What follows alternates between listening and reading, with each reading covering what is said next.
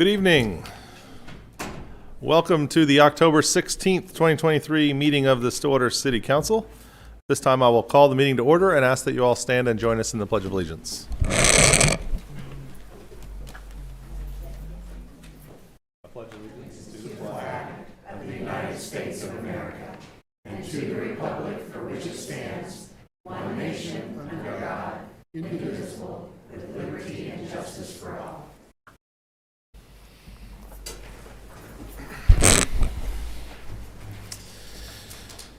All right, first up tonight we have a proclamation in recognition of Domestic Violence Awareness Month.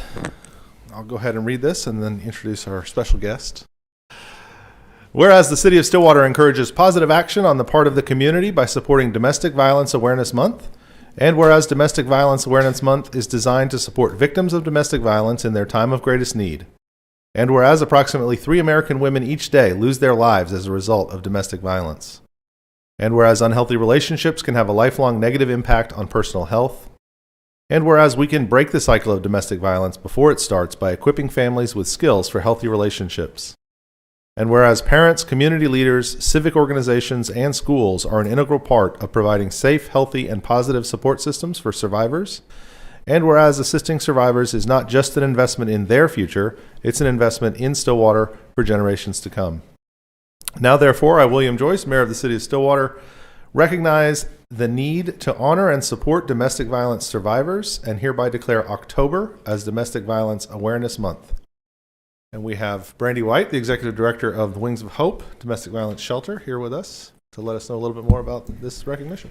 Hello. So first of all, on behalf of more than 850 women, men, and children who sought services at Wings of Hope last year, I want to thank you for this and honoring them in this way. And then second, I would like to invite the City Council as well as the rest of the Stillwater community to join us this Thursday for Go Purple Day.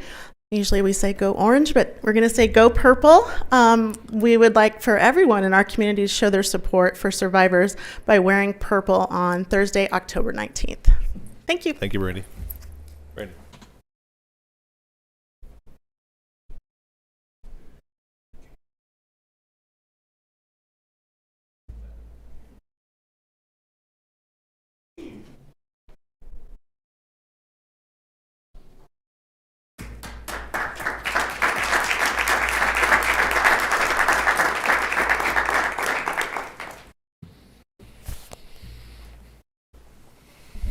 I will add my encouragement to wear purple, and if you don't know about Wings of Hope and the services that they provide to domestic violence victims in our community, I would encourage you to check them out.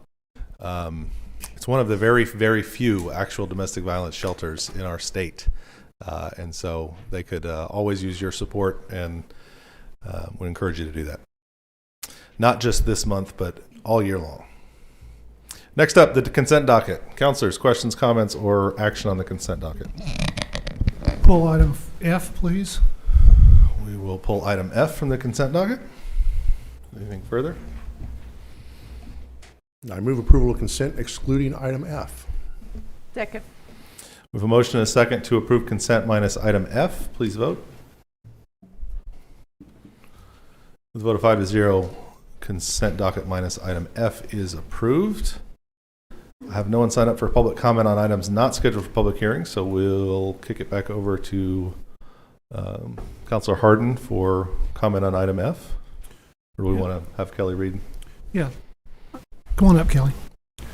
I spoke with Kelly today, and I was struggling with the concept that we're trying to sublease something that I thought was occupied already. Like, okay, like move over. We're going to sublease your second bedroom or something like that.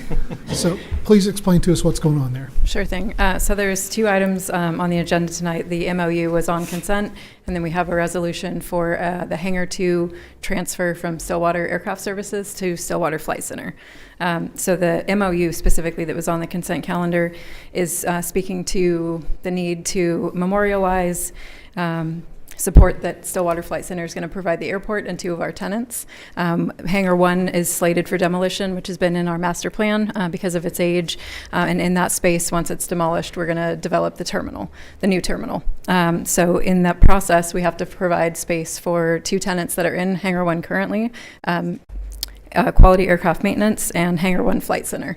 So this is memorializing Stillwater Flight Center, making space for those two tenants as part of an agreement for the Hangar 2 transfer. It would have been beneficial if we could have utilized Hangar 2 for the purpose of these two tenants, but instead of that opportunity happening, we have the opportunity to support Stillwater Flight Center with this lease transfer. So Hangar 2 is not technically used anymore. There's still, It is under lease by Stillwater Aircraft Right. Services. They vacated the airport earlier this year in February and have resumed their business in Cushing. So they are not currently utilizing the hangar for mechanic services like they were previously. thank you. Councilors, any further questions? Motion to approve item F on the consent docket. Second. We have a motion and a second to approve the item. Please vote. It's approved with a vote of 5-0. Thank you, Kelly. That takes us to item 7, public hearings. 7A is receive public comment regarding a request from Happy Days Investment for a map amendment to rezone property addressed at 847 West Eskridge Avenue from small lot single-family residential to two-family residential, CC-23-158. Did we have good notice on this item, Ms. Carnley? Yes, we do. Ms. Porter. All right. Good evening, Mayor and council members. My name is Jacqueline Porter. Presenting on behalf of the Planning Department, Happy Days Investment LLC is requesting a map amendment for the property address is 847 West Estridge Avenue from small lot single family, which is RSS, to two-family residential RT. The subject property is located at the southeast corner of the West Estridge Avenue and North Washington Street. Here's an aerial view. North of the subject property is Will Rogers Elementary. O'Brate Stadium is to the south. Hillcrest Baptist Church is located to the southwest of the property, and Western Heights subdivision is to the west. This is a street view looking east on North Washington Street. The applicant has plans to demo the existing structure. Here's a zoning map of the subject property. Public zoning is located to the north and RSL is to the west. RTM is located in the vicinity to the northeast, where there are about 6 duplexes at the intersection of Ramsey and West Estridge. The future land use map projects the desired use of the subject property to be university. Happy Days Investments LLC proposed the project where the subject property is a 9 three-story townhomes. It's going to 9 stories is going to be really tall. 3-story townhomes with garages. The access to these garages will be off of West Estridge Avenue. The frontage of the townhomes will be facing North Washington, and the garages will in the rear will be facing to the east. The map amendment is to allow the proposed project to meet density requirements. The next item on the agenda is a specific use permit to allow townhomes in the RT zoning district. Kelly Harris is with Bancroft International is here on behalf of the applicant. I will allow her to explain why she chose the avenue to go to RT instead of RTM or RMI, where townhomes are a use by right. At this time, are there any questions for staff? Councilors? I would just ask on the current zoning map, if you can pull that back up. I guess, I mean, the university owns all that property. It's a parking lot. It says RSS on the zoning map, but that's all just a parking lot, and everything RT to the south of there is all university. I assume when they obtained that property, they didn't have to get it rezoned. Correct. To do what they wanted to do, and so it just shows up on it. Is there any way we can update our maps to, I guess if you're just looking at it, you might think there's single-family homes around Yes. this, but there's not. I believe we'd have to go through all the rezoning process to do that. If we want to trigger that, we can. Okay. Councilors, any further questions for staff? Mm-mm. One quick question. Eskridge, isn't that a one-way street? No. It's No, not? It's 2. I could have sworn I've been caught there trying to get into Will Rogers a couple of times, so my apologies for the Sometimes mental it lapse. feels one way because It of the low does, wattage yes, traffic, okay. but it is two-way. Okay. My office adjoins Eskridge. So. Okay, all right, thanks. All right. Well, at this time, I will open the public hearing. I know we have a representative from the owner, Kelly.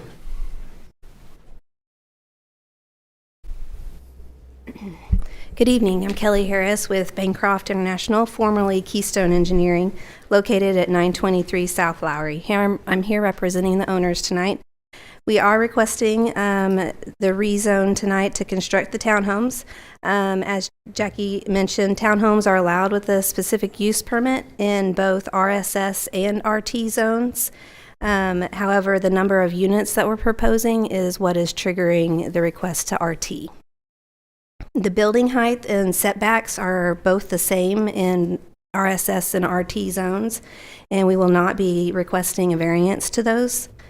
We understand the comprehensive plan calls for this property to be owned by the university. However, that did not happen as the university purchased all the land around, and they have no interest in purchasing it now.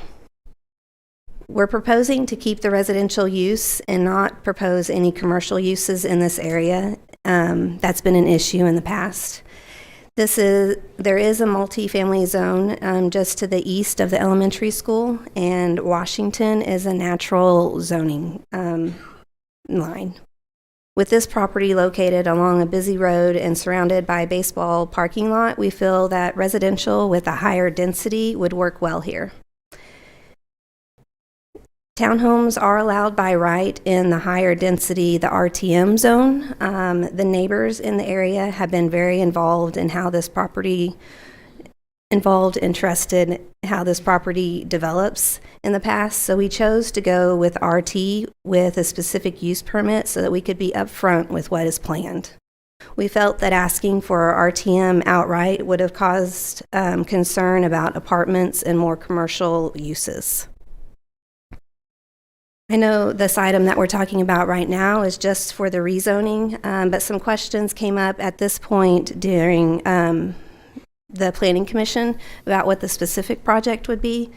So would you like for me to kind of go over the specific project now or hold off till the next item? I think I'd prefer that we wait. Okay. So we can consider the zoning without consideration of the Absolutely. specific project. Do you have any questions for me then at this point? Doesn't look like it. Thank you. Thanks, Kelly.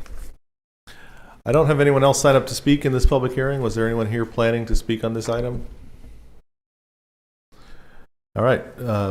Jacqueline, what was the... Oh, I'm sorry. Are you asking for people who are speaking in favor of... Either way. Either way. Did you have... Were you planning to speak about this item? I was. Can we just get you to... I think we've got a form. But go ahead and come on up and introduce yourself. Give us your name and your address, please, and provide your comments. Get my notes out. Yeah. So my name is William Decker. I live at 1100 West Graham Avenue, and I'm here to speak in opposition to the construction of these townhouses. I've got several things to say. I'm going to try to get through them pretty quickly. So here goes. You have a 5-minute clock. As long as you can do it in 5 minutes. I think I can do it in 5 minutes. All right. Thanks, Good. sir. Good. That's good to have. So I oppose the proposed construction on the following grounds. First and foremost, the proximity to the school.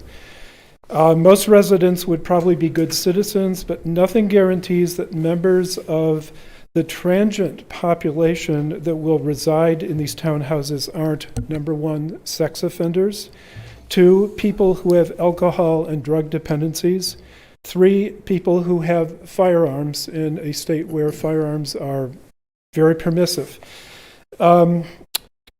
Second point, the volume of traffic, also a hazard to school children, will increase because there will be residents and there will be their guests. Also, I oppose on the grounds of its proximity to the neighborhood. Compared with the school, an unvetted transient population poses less directive, if still significant, hazards to neighborhood residents. The volume of traffic on Washington Street, where the speed limit is 35, but vehicles commonly approach 50 and 55, will simply be compounded. the construction of these townhouses would be further confirmation that this neighborhood is becoming a revenue stream for investors who live elsewhere. And finally, I would oppose it for the likely destruction of the property's contribution to the neighborhood's tree canopy. So for all those reasons, I am hoping that people think long and hard before giving the green light to increasing the density of population so close to a school and so close to a neighborhood that is making every effort to kind of preserve its character, safety for its children, safety for its residents. Thank you very much. Thank you, sir. Appreciate you being here. Is anyone else planning to sign up to speak? All right, at this time, I'll close the public hearing and ask Jacqueline to come back up and let us know what the Planning Commission's recommendation was.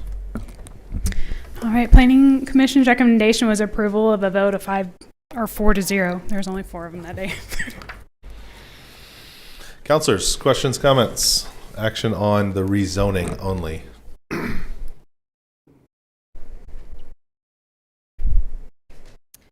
I think as we've evaluated this property in past proposals, it's a very odd parcel of property sitting kind of in the sea of that parking lot as just a single family home right now. It's a challenging parcel for a property owner to do something with. I'd certainly prefer, from a residential perspective, a transition to a slightly higher density as opposed to the commercial that we've seen in the past as a buffer to that neighborhood.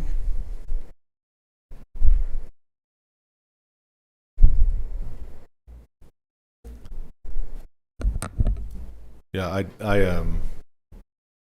it's my understanding that the university tried to buy this originally, and then the owners at the time wouldn't sell it, and now it is hanging out there as sort of an odd piece. And I certainly, this makes more sense as a residential zoned area than as a commercial zoned area, which is what's been requested before. So, And I pass this property several times a day, and it's really become an eyesore. It's become a rental property, and there are trash cans. Literally, the city carts are typically littered around the yard. There was storm debris in this yard for months after the last big windstorm.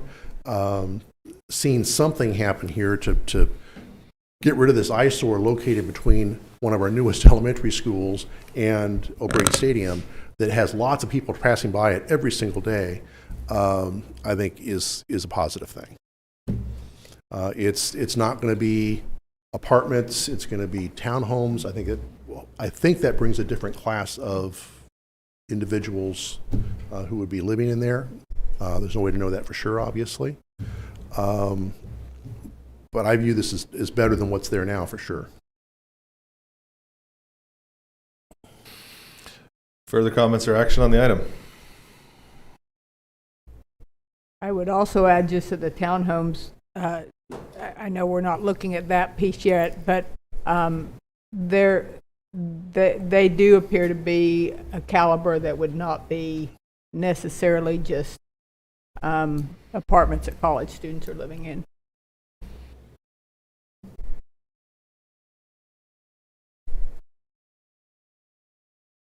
I move to approve to approve the Planning Commission recommendation. Second. We have a motion and a second to approve the Planning Commission's recommendation. Please vote. With a vote of 5-0, the item is passed. It takes us to item 7B, receive public comment regarding a request from Happy Days Investments for a specific use permit to allow townhomes in a two-family residential district at property addressed as 847 West Eskridge Avenue, CC-23-159. I assume we also had good notice on this item. Yes. Jacqueline, what else do you need to add here? Not a whole lot. I'm not going to add too much. As mentioned, the SUP is required to obtain or for them to proceed with the proposed project of the townhomes in an RT zoning district. Kelly, as mentioned, she'll go into more details on the specs of this project. I also have, if you want more visuals of what it's going to look like, that she can go into details on. But are there any questions for staff on this specific item? Jacqueline, it's been a little bit since we've had an SUP that wasn't for a dispensary. Could you please just remind us and kind of the community what has been the process so far? So where it's been through planning commission with the specific use permit, has there been any discussion with the community, the neighborhood, things like that? Just kind of remind us what the SUP process looks like for a project like this. So a project like this, it follows along the same lines of a map amendment. So it goes to planning commission and they view it as at their meetings. This was also at planning commission presented with the map amendment, similar to this setup. And then it comes here. We provide the notice of 300 feet of the property owners that are adjacent. We just do the similar process as the map amendment, and then any questions we get, we receive, and we try to give it to y'all in a report. So the community receives letters prior to, as notice of this meeting? Correct. Okay.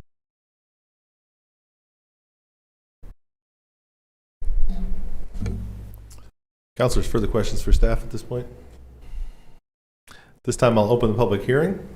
I know the owner's representative is here. Kelly, if you'd like to head back up and let us know a little bit more about the project. Yes, absolutely. I am Kelly again with Bancroft, located at 923 South Lowry.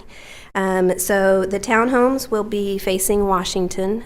So all their front doors will face Washington to the west.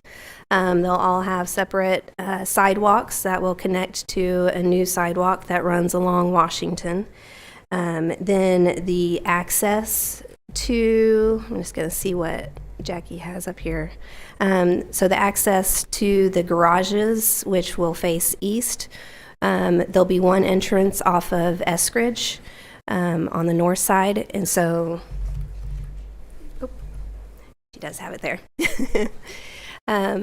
So if you're looking at that site plan, so west is to the left of the screen, I guess, and north is to the top. You can see where we're going to come in off of Eskridge and access the driveways from the east side. The first floor will be a driveway a garage. Gosh, that totally left me. And then they'll have a living floor on the second floor. The third floor will be partial living room and then a rooftop patio. So that's the 3 levels that we're looking at. It will be gated off of Eskridge, and then that's pretty much it for the site. It is, let's see, 35 feet tall is the maximum in this zoning district. We're not asking for a variance to that. The school to the north is 2 stories, but I would be interested to see if that's a tall 2 stories, so it's probably going to be pretty similar in height, I would imagine. Mm-hmm. And then the owner's goal is to sell each unit individually, but we're still working through what that process looks like with city staff. The owner of this property is a local owner. He lives here in town, and the builder that he's chosen is a great builder with a great reputation that does really good development. So high quality construction. This project is going to look really good. I did speak with 2 ladies that attended Planning Commission after the Planning Commission meeting, that lived to the neighborhood to the west, was able to answer some of their questions, provided them, emailed these files to them, the elevation drawings and the site plan. I believe they were going to put that up on their Facebook neighborhood page to let all the neighbors know. Any questions for me? Kelly, I don't know if this is a question for you or for Jacqueline, but what are the landscaping requirements on a project like this? Trees, that kind of stuff. I don't know. There's not a lot of space for it, but It's going to be our general landscaping. We require 9% of all developed area. So whatever this develop calculates, they got to do 9% of equivalent for landscaping. okay. Thank you.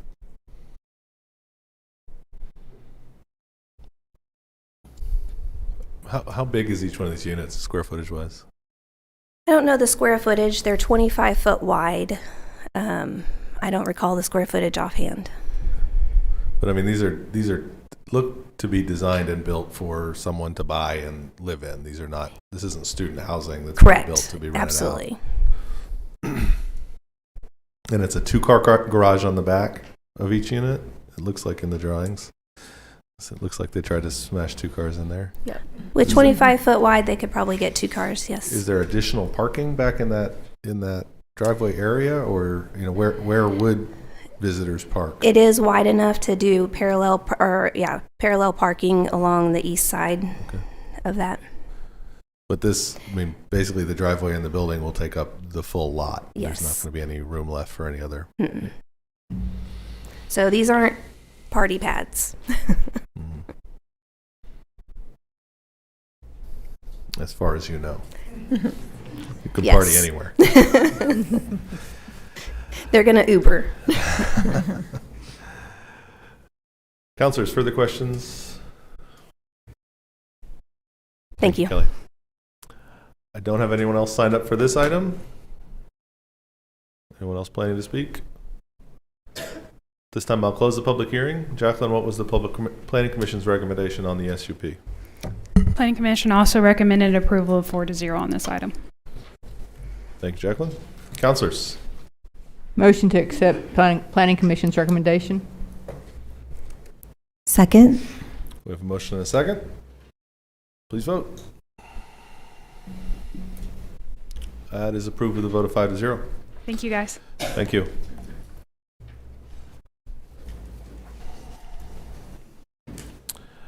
Takes us to general orders. Item 8A, presentation and discussion of residential and commercial utility bills and proposed utility rate increases. Christy Cluck.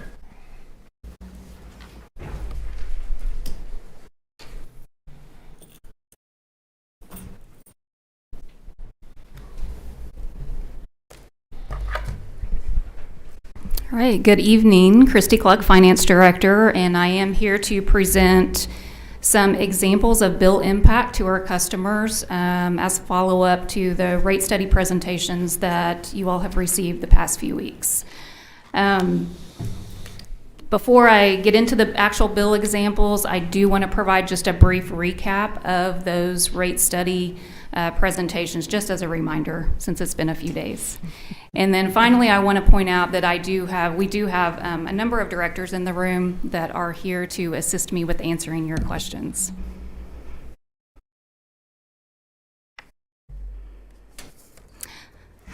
Okay, so we received utility rate study presentations from the consultants. Electric and stormwater were presented on September 25th, and water and wastewater was presented on October 2nd.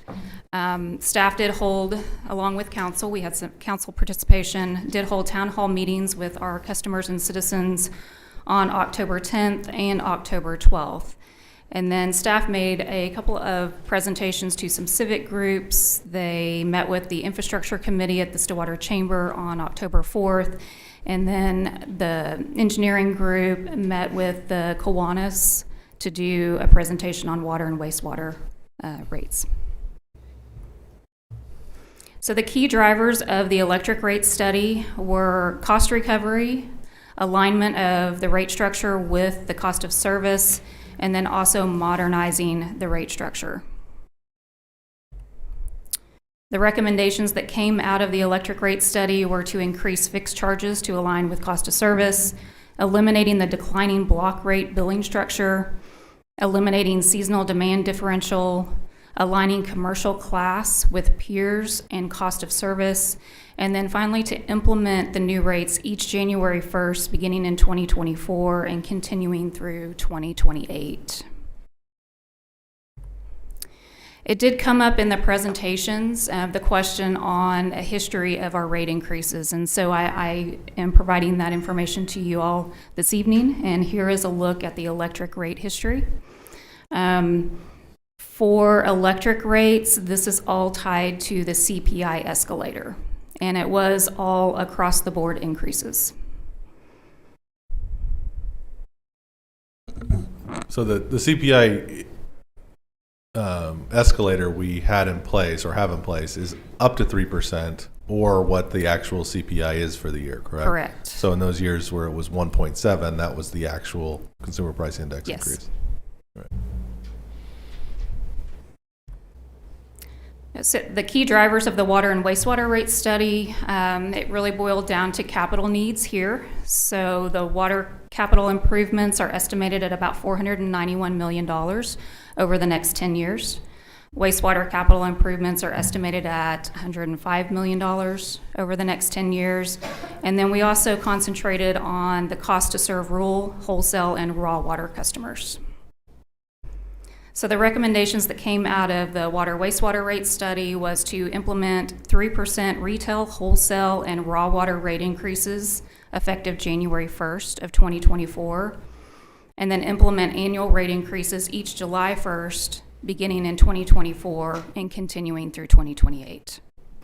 And then finally, to implement a 1.5 times multiplier for outside city limits and rural water system customers. But I do want to point out that the 1.5 times multiplier is not included in the rate structure that was presented. That is just a recommendation for future consideration by the council. And so here is a look at the water and wastewater rate history.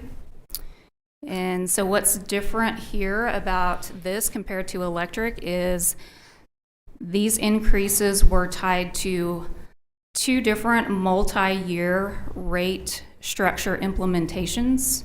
And so it's the implementation of the rates was not an across-the-board percent.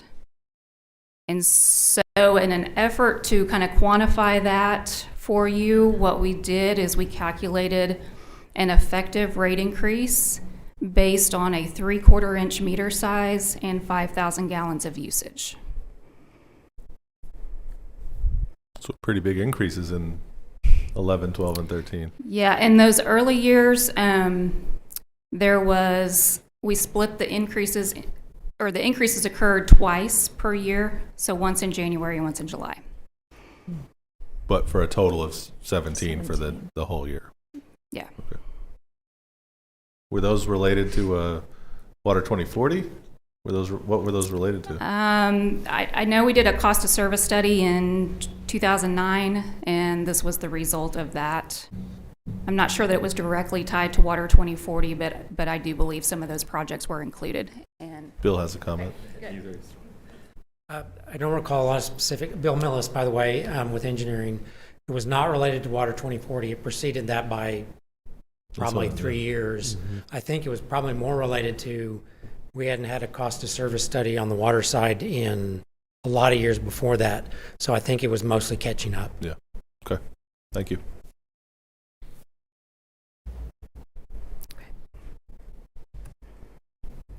so the key drivers of the stormwater rate study were to further master plan studies, to address capital needs, to address MS4 program needs, address floodplain management needs, and then to also look at addressing existing operational needs.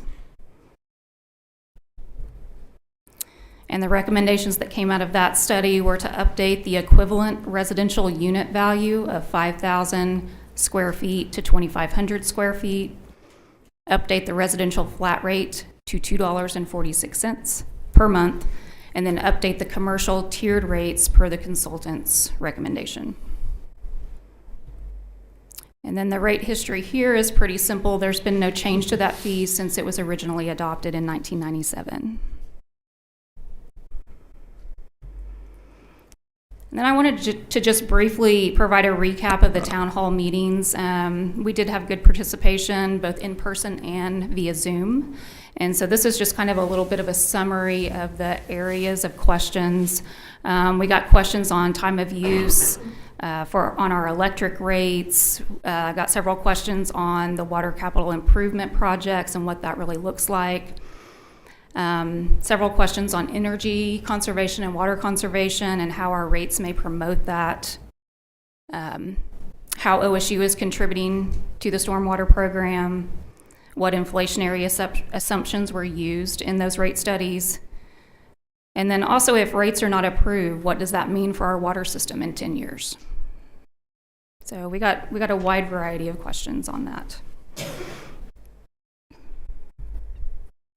Okay, so now moving into the utility bill examples. Christy, I would yeah. just note for folks, if you weren't here for those public town hall meetings and you're interested in what the answers were to those questions, all of that stuff is available online. StillwaterOK.gov/rate study. You can watch the YouTube videos of all those town hall meetings and all the other meetings too. Yes, right, Kevin? exactly. That's absolutely correct, Mayor. So the graphs that I'm going to show you in the utility bill examples, these are going to be the same graphs that were shown in the town hall. And I do want to reiterate that it is taking the consultant's recommendations and just applying that to different classes of customers with different consumption levels. So we'll start with residential and then move into our commercial customers, and we'll end with a look at an industrial customer. And I'll walk you through this first slide because all of the charts are going to be laid out in the same manner. So kind of once you understand the layout here in this first one, you can just apply that to all future graphs. So this, at the top of this slide here, you'll find the customer class and the level of usage. So here we've got a residential low usage customer. So that might represent a 600 square foot home with one adult occupant. Under that, you'll see the level of consumption. So here we have electric consumption of 530 kilowatt hours, water consumption of 3,500 gallons, and then 2,900 gallons for wastewater. The bars in the graph from left to right represent the implementation of the rate recommendation over the course of the 5 years. So we start with the current rates, the bill under the current rates, and then move to the right with the implementation of the recommendations.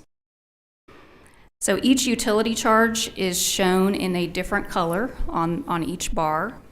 So from bottom to top, street sweeper is in dark blue, the garbage is in gray, sales tax is in orange, electric is in that peach or salmon color, stormwater is in green, sewer is in yellow, and then water is in that light blue.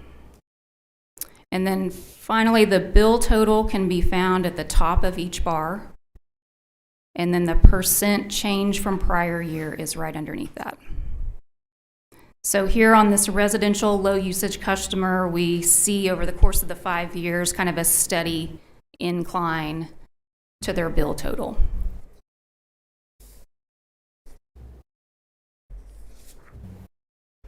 Then we have the residential average usage customer. Again, it's all laid out in the same manner. This might represent a 2,000 square foot home with 2 adults and 2 young children. And so I want to point out on this slide, if you'll look at that first bar on the left-hand side, it's labeled as current blended. And that's because the electric rate recommendation was to eliminate the declining block rate structure for consumption. And that's something that only impacts the winter months. So we calculated a blended rate just for comparative purposes, just so we can get as close to apples as we can as we show the impact to the customer over the 5 years. So you'll see other slides that have that current blended label on that first bar, and just know that that is where we are eliminating that declining block rate structure for that customer.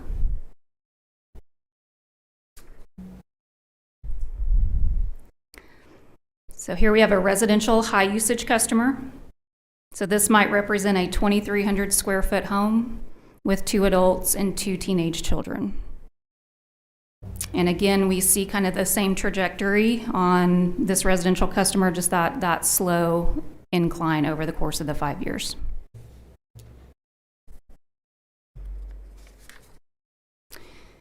And here's a snapshot of a bill comparison. So this is the actual bill that a customer might receive in the mail. We calculated the current bill. So you see the in red it says current there at the top for that bill on the left-hand side. And then we've calculated a comparative bill with the January 2024 increases. And this, so I'm going to zoom in here. And again, this is for the residential high usage customer. So on the amount due, we can see under the current bill, that's estimated at about $302.75. That January 2024 change results in a new bill total of $325.56. So that is a year one bill impact of $24.27 for this customer. And I'm just showing the bill comparisons for the high usage customers. So I'm going to point out something else here just that will be handy whenever a customer is trying to calculate their own impact. Over here, there's a little asterisk with 3/4 inch meter. That's indicative of this customer having a 3/4 inch water meter, which determines their base charge for water and wastewater. And as the meter size increases, so does the fixed charge. Now, Christy, the bill doesn't really say what size your meter is, right? You have to understand what does it say it on there? I think it just, You have to know what the rate is per meter size to know what size meter you have as a starting point, I think it's right? in a different part of the bill. Is that on the left-hand side of the bill under the metering. Okay. So this is a snippet of a part of the bill, so I think it's in another section of the bill. I just know as I was looking at these, I had to know what the rate was. No, to that's a figure good it out, observation. so, okay. Okay, so moving into the commercial, we'll take a look at small commercial and then large commercial. So this is a small commercial low usage customer that might represent a nail salon, a pawn shop, or a small auto body shop. And so here we see a fairly flat change to this customer's bill over the course of the 5-year implementation.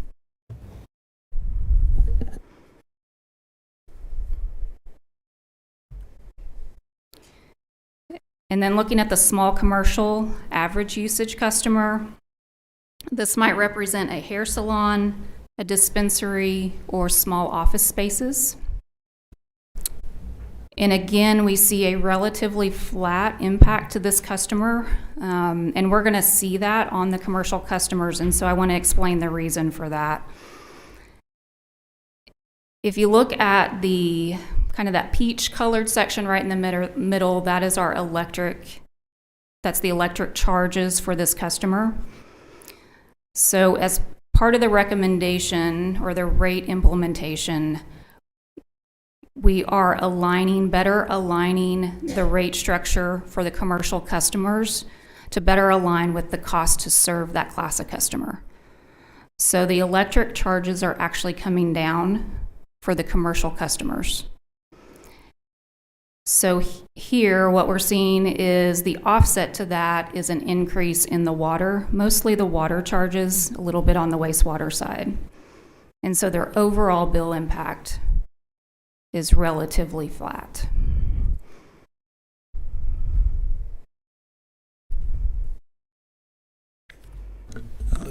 Just to, this is something that I've talked to a couple people about, and I think if you haven't spent as much time in this subject as most of us have, it can be a little difficult to understand that cost of service concept and why wouldn't it cost the same to serve, different classes of customers.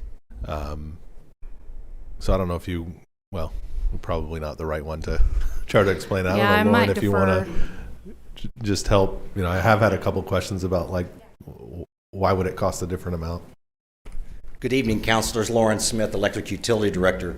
That's a great question. And I think what it boils down to is it costs more to serve different classes. So it costs more to serve residential customers than it does, say, a industrial customer. And a lot of it has to do with volume. How many kilowatt hours do you consume in a month? Whereas when you look at an industrial customer that consumes a lot of energy in a month versus a residential customer that uses considerably less, and it costs more to get the infrastructure to them and serve them. Yeah, the conversation I had, we're talking about how if you have one meter and they're consuming a ton of energy in a month versus my neighborhood, with 40 or 50 meters and all the different infrastructure in that neighborhood, it's still not consuming as much energy as that one industrial meter is consuming.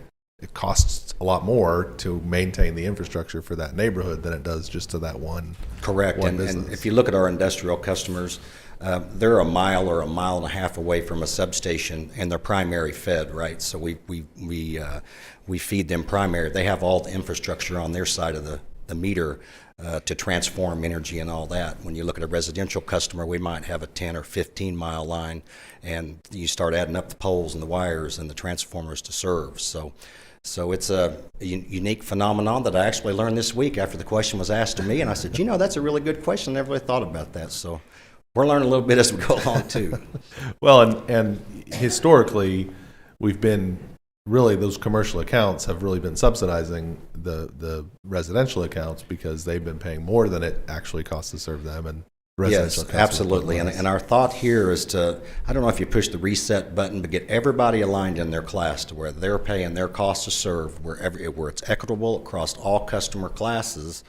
It made sense to us. And so over time, those have strayed, and it's kind of it would be a study in and of itself to see where some of these rates, especially this GS class, got out of line. Well, the other thing that came up was this discussion of, when we add 400 new meters in a new subdivision south the edge of town, if we're charging those residential folks less than what it actually costs to serve, there's a whole lot of infrastructure that's being built there, and our charges aren't aligned with actually what the new costs of all that infrastructure is going to be. And so that's why we'd want these things aligned, not just to be fair, but because when we build a bunch of new residential meters or there's a new residential development, if we don't have these costs aligned, then we're increasing our costs and we're not increasing our revenue in line with all those new infrastructure we're building. So it makes sense once you kind of dive into it a little bit. So I appreciate you guys helping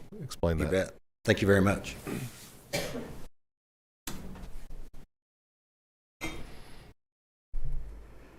So now look at small commercial high usage customer that might represent a small restaurant or cafe. And in this case, we're actually seeing, as we're implementing that rate structure, this customer's bill is projected to actually decrease over the course of the 5 years.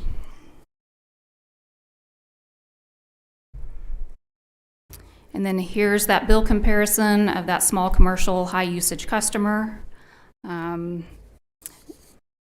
In year one, the bill impact is $79.67. So it does go up in year one, but then as we saw in that graph on the prior slide, it's projected to decrease after that.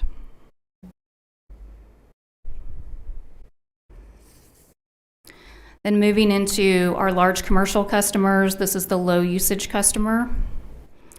This might represent a mid-sized restaurant, a convenience store, or a retail store.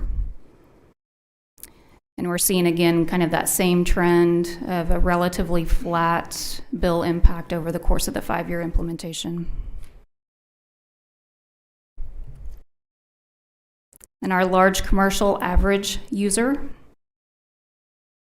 this might represent a car dealership or a larger restaurant. And again, very similar impact to the bill over the course of the 5 years. A little bit of an increase in year one, and then a decrease in years 2 through 4, and then a slight increase in that final year.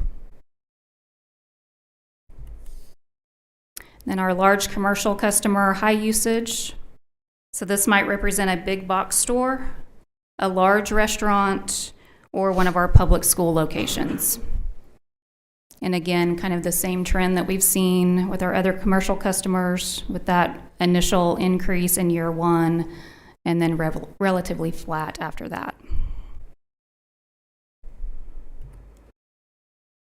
And here's that bill comparison for a large commercial customer, high usage. This customer has a 2-inch meter, and their year one bill impact is estimated at $481.66.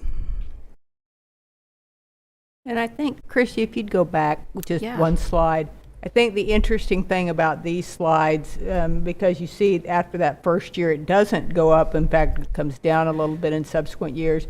It's easy to overlook because they're so small comparatively, but the water rates do continue to go up. Yes. It's the electric rates where the large commercial actually sees a decrease. And so I just think it's interesting given the perspective of those charts that unless you look really close, you don't see their continual increases in water as well. That is exactly right. So thanks for pointing that out.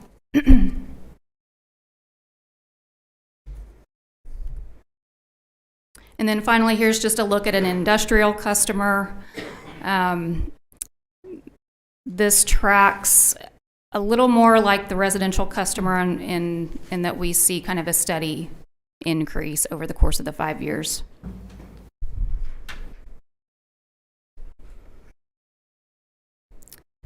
And then before I jump to questions,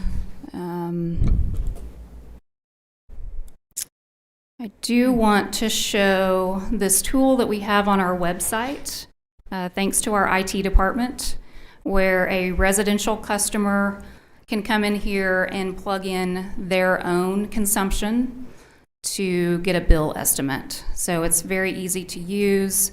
Again, it's at stillwaterok.gov/rate study.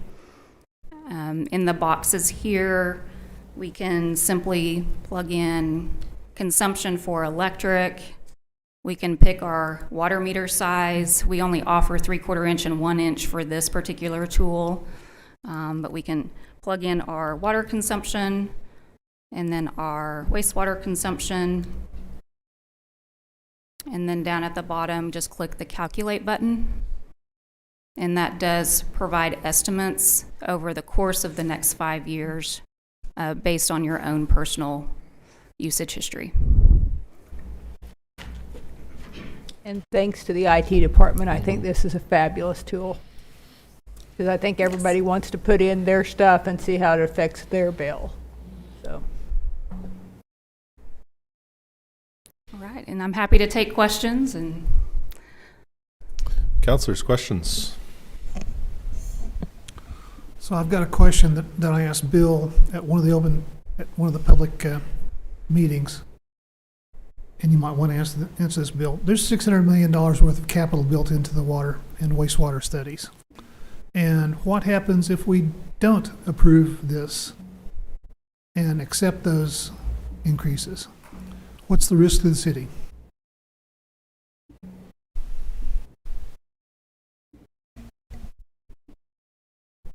It's a continued and increased risk of failure of the infrastructure. I mean, it's something that kind of going back to the big increases in 2011 and 12 and 13, I think we realized at that point that we needed to turn around and start reinvesting in the water and wastewater systems and to bring them up to current standards, regenerate them and replace them. And so it's kind of the same idea now, that if we don't make these increases, that the risks of failures that interrupt service for our customers, or where we don't have pressure and can't provide service, those increase. The risk of them increases. I can't predict how often that would happen or how big an outage it is, but we know the risk would increase if we don't make the reinvestment. And the single biggest risk that we face is? Between the water plant and Caw Lake. Tell us more about that. Sure. So our water source is, we have a single source, and it's Caw Lake, 36 miles from the water treatment plant. And we have a pump station at Call Lake and a single pipeline.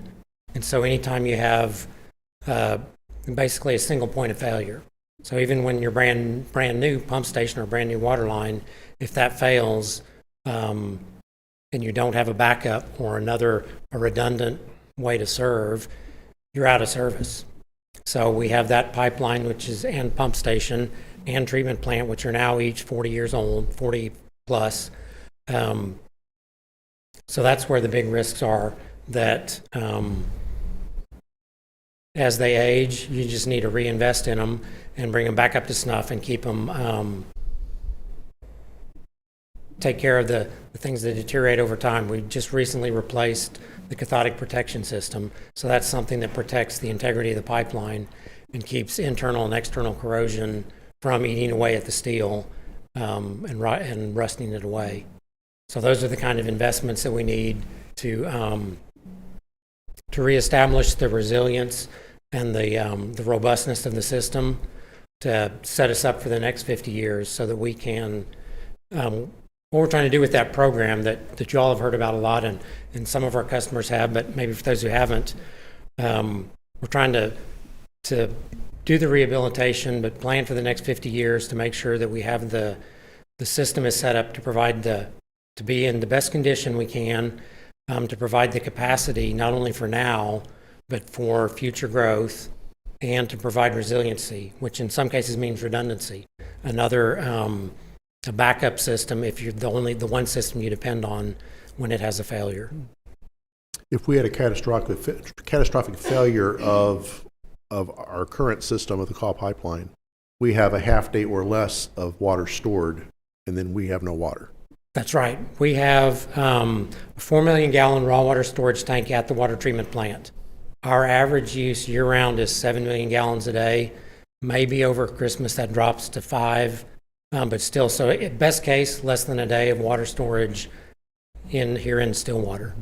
During the summer, when we use 12 to 13 million gallons a day, that's 4 to 6 hours.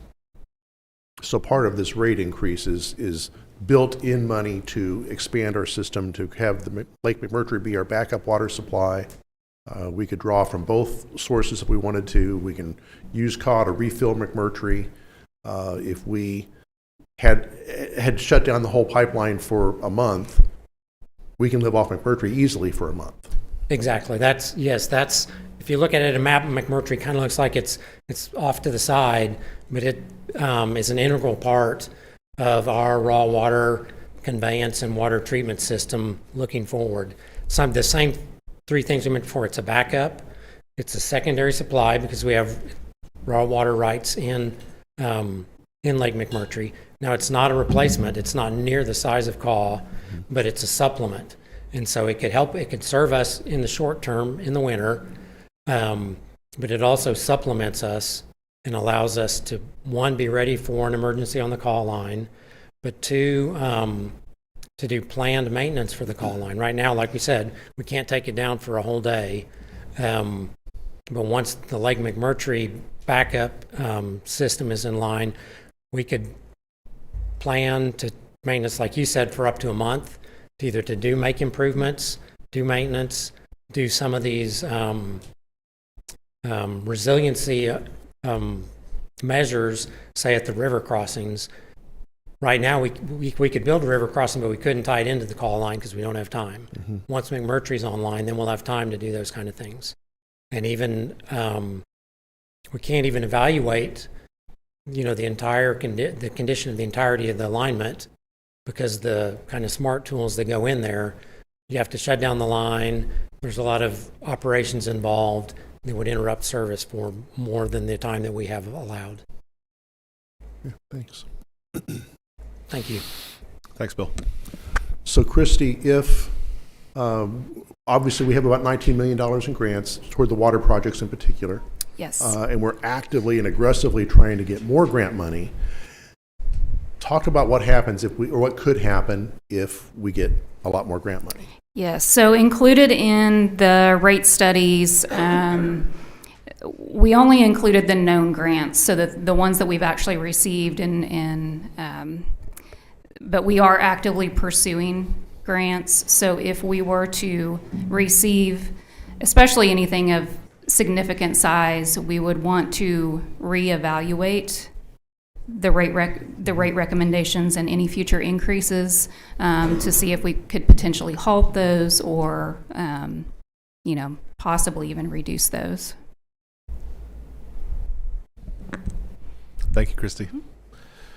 I'll just remind everyone out there that all this information is at stillwaterok.gov/rate study.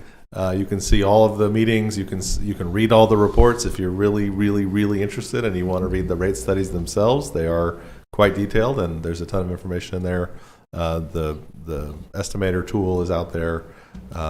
We are not taking action on this item tonight.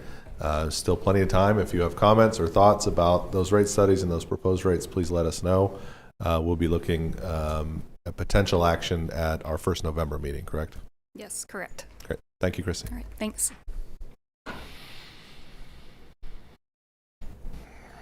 All right.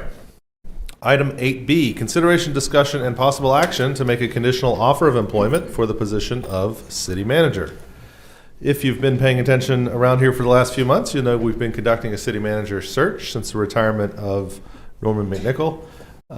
We've had a subcommittee of the council has worked through, I think, more than 50 applicants, looked at video and written answers from several sort of semifinal kind of applicants, and interviewed 9 or 10 in person.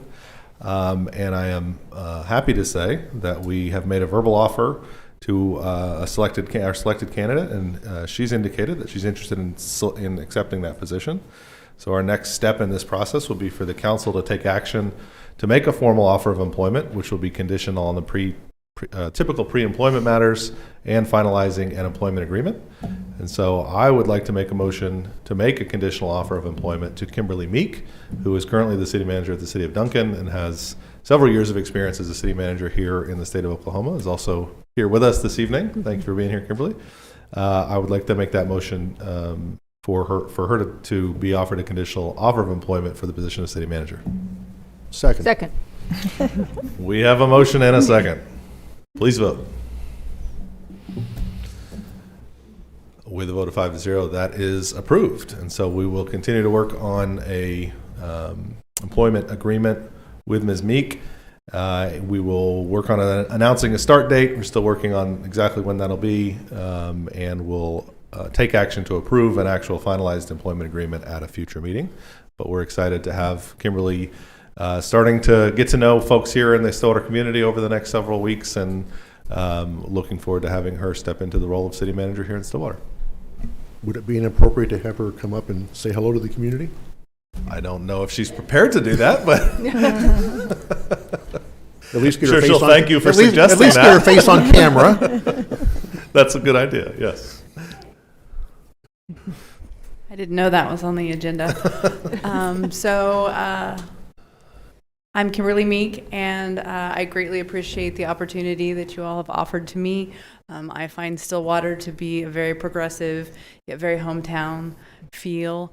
I'm honored to serve the people, and I hope to continue the dedication that you have provided thus far. And I'm just really looking forward to this. I hope the negotiations to get here sooner are happen. So if anybody has any questions, I'll answer anything.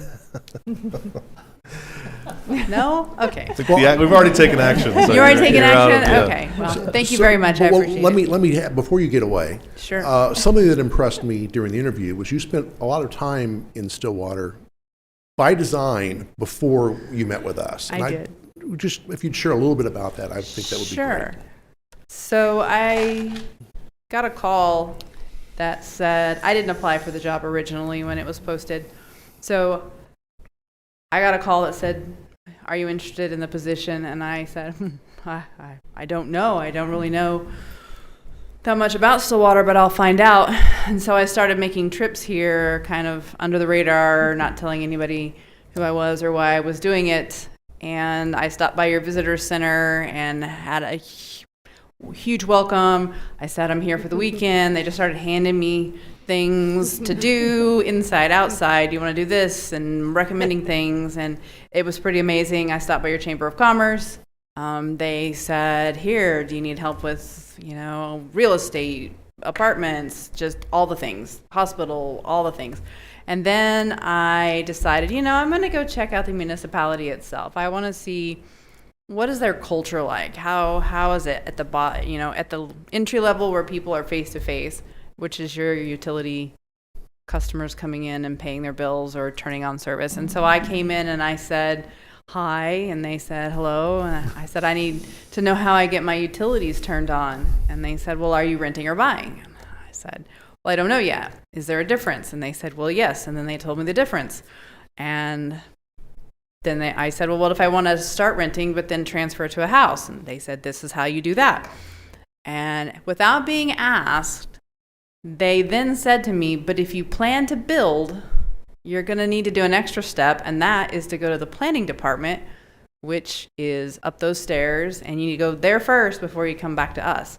And I said, thank you. And they pushed a piece of paper underneath and said, here's your application. You can complete that and return it to us either here or online, and gave me the deposit amounts and asked if there was anything else they could help me with. And I said, no, thank you. And they bid me good day, and I walked out. And that is the moment that I decided that I did want to consider Stillwater as my new place of employment and my new home, because I realized that from top to bottom, the entire organization understood their priority was serving the citizens, and I believe that deep in my heart as well. My job is to serve. So, thank you for sharing that story. You're welcome. Yeah, absolutely. And thank you very much. We're looking forward to having you here full time.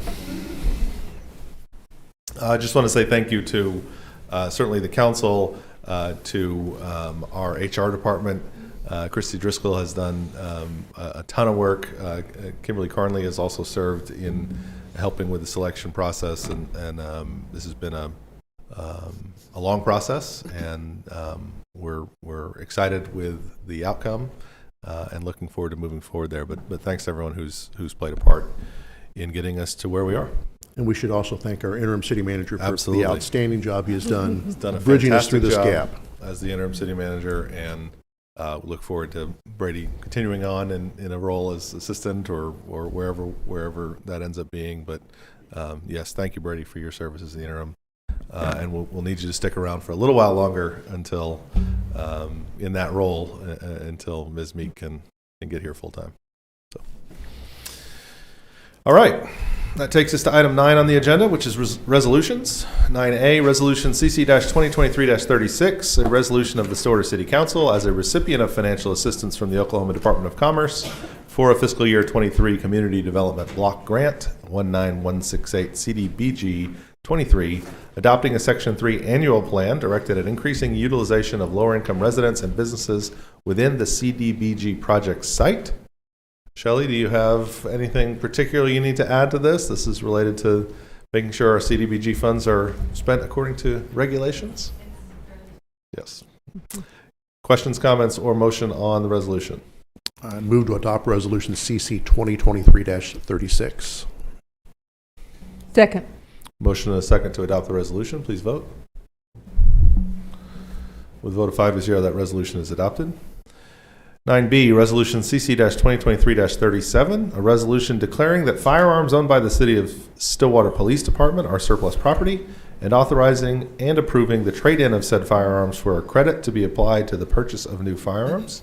Chief Watts, anything you want to add to this one?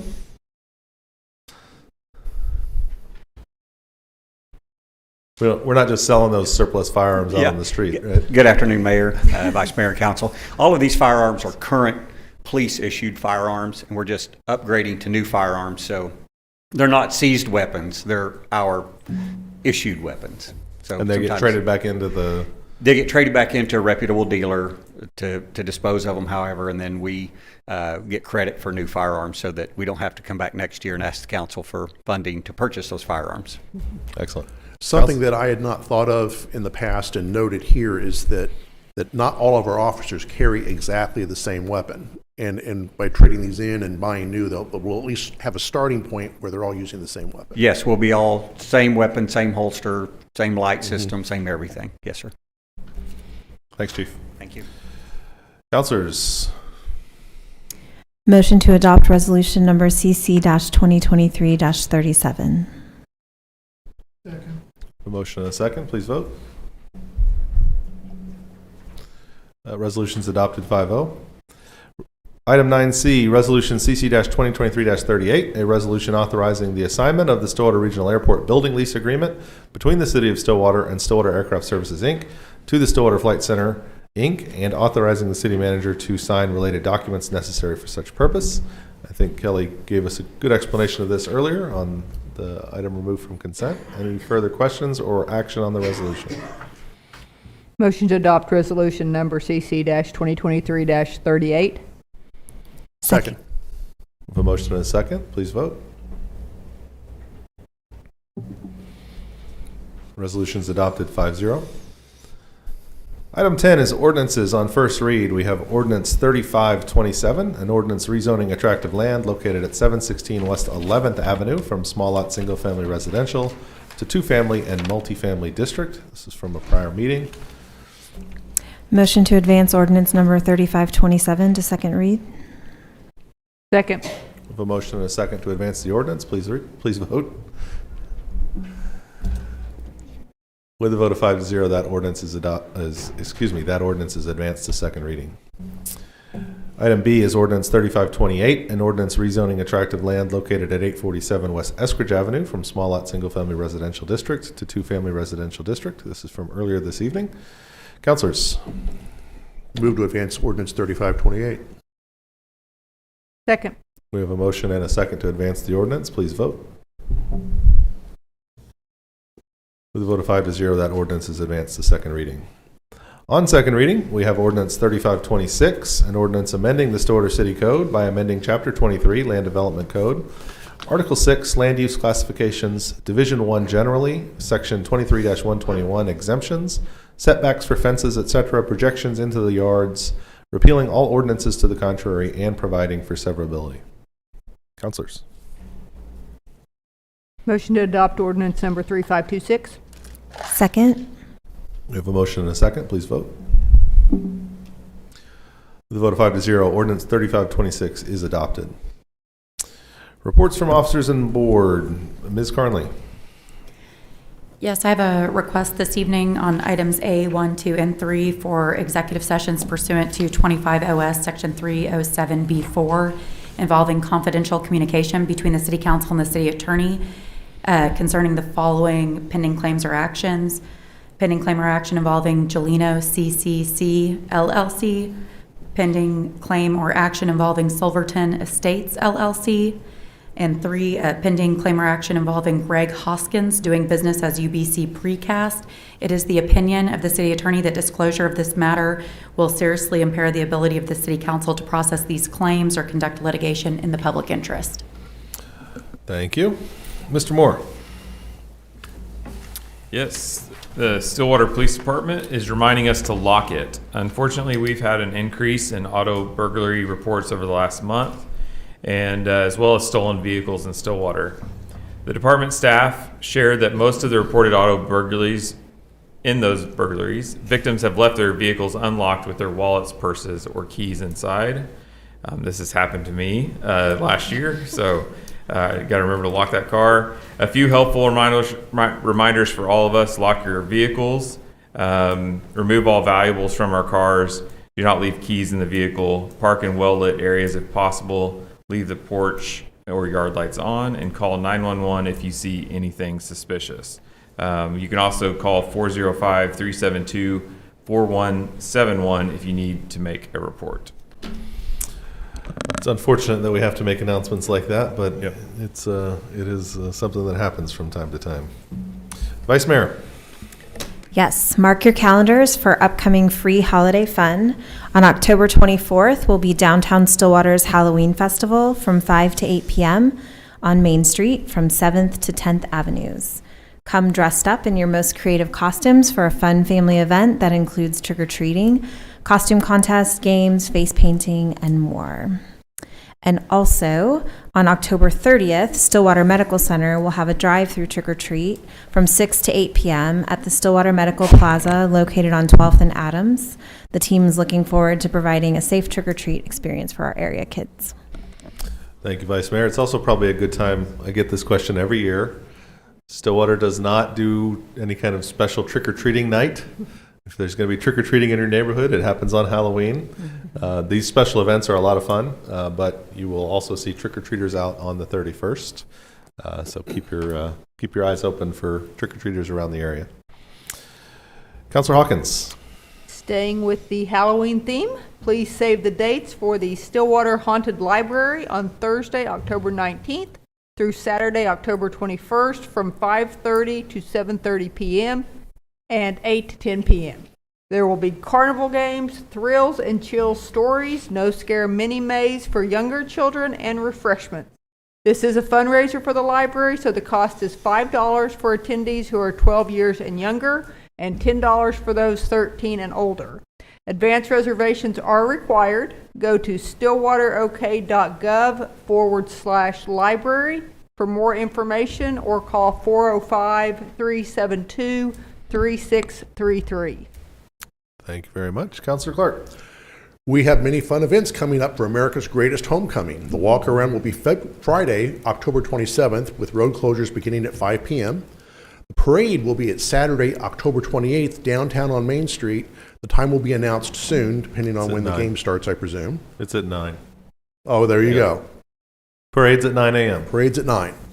Don't forget, if you're going to the football game, take advantage of the free park and ride and shuttle service downtown. Passengers will be picked up at the 7th Avenue and Lewis bus stop.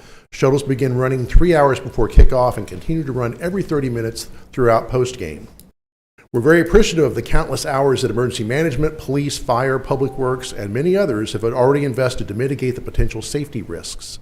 For information regarding safety measures, maps, food vendor details, and more, go to stillwaterok.gov/2023 HOCO, or if you prefer, 2023 HOCO. Also, please visit stillwater.org website for this event and many more. They always provide a great amount of helpful information. Yes, sorry for interrupting, but it is, the Monday, they don't announce football game times until 2 weeks before the game, which is the dumbest thing in the world, but it's TV money. They did announce that the game is at 7 p.m. Perfect. On homecoming, which is fantastic. The problem sometimes if they give us an 11 a.m. game, we have to do the parade early. No early parade this year, 9 a.m. parade downtown and the 7 p.m. game time, so you'll have lots of time for your homecoming festivities on Saturday. So, thank you for that. Councilor Harden. Yeah, after talking about Halloween, now we're going to talk about cold weather. Possible severe winter weather is just around the corner. Be sure to have multiple ways to receive warnings and alerts to help protect your family. Follow the City of Stillwater Emergency Management, that's STWSEMA, on Facebook and Twitter for important updates and information. Director Rob Hill and his team continuously monitor the weather and remain in communication with the National Weather Service out of Norman. Their social media pages are an additional reliable source for the latest weather. And there are times I've seen him driving around town talking about the road conditions. He's a hoot. That was Stillwater's highest rated TV show. And related to that, was not on my reading. Related to that, I received a notification earlier today that we have a frost advisory for tonight, so get those plants in off the patio. Thank you for that. I will let you know that on Saturday, October 21st, the city's Watershed Quality Department will have its biannual Household Hazardous Waste Collection event. The event will be from 8 a.m. to 1 p.m. at the Convenience Collection Center located at 807 South Perkins Road. During this event, residents are encouraged to drop off any household pollutants for free. Accepted items include oil-based paints, pesticides, herbicides, household cleaning products, pool chemicals, unused pharmaceuticals, and more. The Convenience Collection Center will still accept regular trash and recycling that day. However, trailers and commercial waste are not allowed.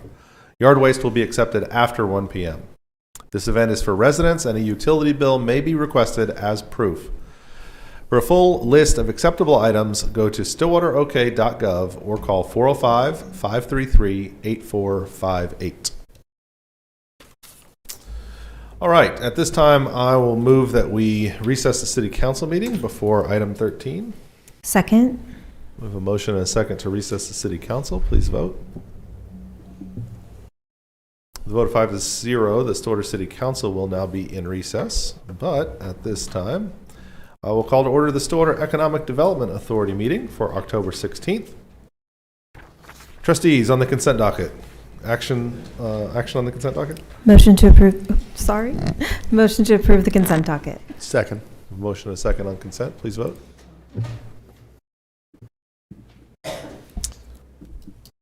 With a vote of 5-0, the consent docket is approved. And the only item on this agenda is a Chamber of Commerce quarterly economic development report from Reagan Mitchell. How are you all today? We're great. I took the feedback from last time, and I'm going to stand really far away from the mic because my voice does tend to carry. So again, hello from the Stillwater Chamber of Commerce, Economic Development. This is the Q4 2023 Economic Development Report. Again, thank you so much for your investment in the Stillwater Chamber and your trust in us to conduct the work and elements of economic development on behalf of the City of Stillwater. Here's a condensed report that gives you kind of an aerial view of what we've been up to over the last quarter. So big highlights on the state side. To be specific, we submitted on Project Alpha 24. This project represents roughly 150 jobs above the tax base in a 360,000 square foot manufacturing facility. So they are interested specifically in the Armstrong facility without revealing too much about the nature of the project. This is a development that is in line with other green energy developments that are happening in the manufacturing sphere in Stillwater. So this is very exciting. Another lead more recently was generated on the Armstrong facility through a connection that was made at Select Oklahoma, which I'll tell you guys a little bit about later in my report. This is not yet an official state project, so I can't give you the information that I gave you about Alpha 24, but people are very specifically interested in the Armstrong facility. One of the projects that I told you about in my last report, Project Infinite String, was lost by the state of Oklahoma. So not just the consideration of Stillwater, but Oklahoma as a state in total.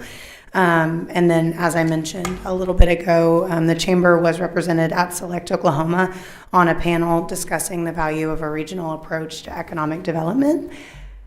So these are photos to prove that it really happened. We really were included on this panel, which is, like I said, an exciting thing for multiple reasons. Gets Stillwater front of house when we're considering the reach economic development wise of the greater Oklahoma City region. And then also it generated a lead for a project that's interested in occupying the Armstrong facility. So to me, that is an example of how these outreach and networking events really are a good use of time and resources when we're looking at Select Oklahoma as a benefit to the economic development goals of Stillwater. Big highlights on the state side continued. I mentioned this to you all last quarter, but we were selected to participate in the Oklahoma Targeted Opportunity Program through the Department of Commerce. This is a grant program that gives rural communities the ability to work with a large site selection group to evaluate what they call mega sites, so anything 100 acres or over, for potential use and development. So we worked with the site selection group that is based out of Dallas, Texas, and it has offices in Greenville, South Carolina. This program, which is super wonderful, is fully reimbursed by the Department of Commerce. And at the end of the program, they provide you kind of like a data-driven, stats-driven, facts-driven advisement about updates that need to be made to infrastructure to best leverage that land for business recruitment. So that site visit was conducted August 14th through August 15th. A preliminary report was given to the team of individuals that met with the site selection group on August 14th and 15th, with a final report coming later this month. And so, as I said, the improvements related to infrastructure to make sure that that site can be used. This is acreage west of the airport. They're making advisements on infrastructure improvements or additions, recommendations for industries or sectors to target based on what Stillwater's current focus is and what the current use of the land is, as well as phased improvements. So theoretically, like if you were to invest $5 million in water or $5 million in electric or $5 million in roads, here are the kind of projects that you could get or that you could go for. And if you didn't make any of those improvements, here's what that land could hypothetically be used for. So that's useful in a couple ways because it doesn't put us in a position where we have to make some large grandiose investment for the land to be usable. It's a phased development plan, which is really helpful. And then also, which is the reason that we ended up working with them over the other groups that we interviewed, they make recommendations based on workforce. So the workforce that we have present through State Career Tech, Meridian Technology Center, NOC, and OSU, they factor all of those things in when they're making recommendations about the kind of developments that we could support with our current workforce. So we should expect that final report at the end of this month, with the final report being given on October 4th. Big highlights on the BRE side. The hub has selected Lambert Construction as the GC or GM for the building of the Stillwater location. So that is very exciting. A local general contractor being selected to manage that project. I mentioned this to you all the last time I was in front of you, but it was more preliminary and now it's actually happening.